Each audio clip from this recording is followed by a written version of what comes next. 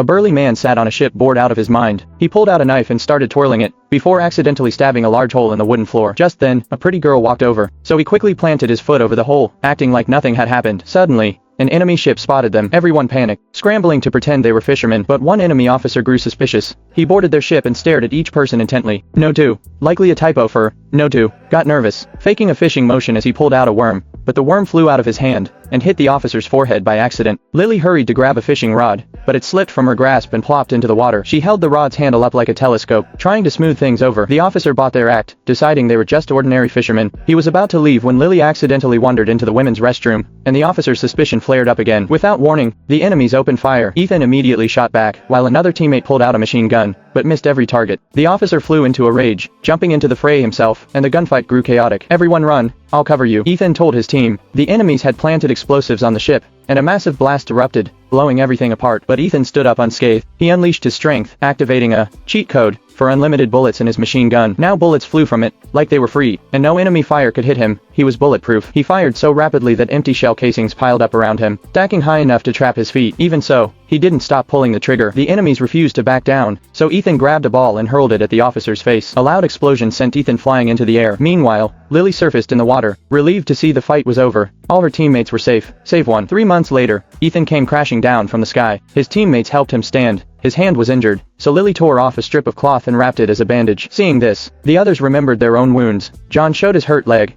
and Lily gave him a cloth too, while Nodu held up his sore finger. Even with their injuries, everyone felt a little lighter. Next, they set out to rescue hostages from the enemy camp. One guard grew suspicious, until Ethan dropped from the sky again, slapping a strange tie around the guard's neck. The guard stood confused, buying them time. When they reached the barbed wire fence, Ethan pulled out a knife that transformed into scissors mid-air. He started cutting the wire, and an hour later, they slipped inside. One teammate knocked on the enemy door with a homemade cannon. When an enemy opened it, John punched him square in the face, knocking him out cold. Lily used her telescope, likely a modified weapon, to shoot another enemy, while Ethan kept firing arrows, none of which hit their mark. When an enemy stirred and grabbed a rifle, Ethan picked up a chick, knocked it in his bow like an arrow, and shot it at the man. The enemy froze in fear, completely stunned. Another enemy attacked John with a banana. John swatted the fruit away and took him down with just 2 fingers. A third enemy slipped on the banana peel and fell, and one of the teammates quietly used a broom to swipe the key from his pocket, tossing it to a hostage. The hostage struggled but caught it, unlocking the door. Just then, a guard woke up. While trying to knock him out again, they accidentally triggered the alarm. Enemies swarmed in, and another fierce gunfight broke out. Halfway through, a third wave of enemies appeared.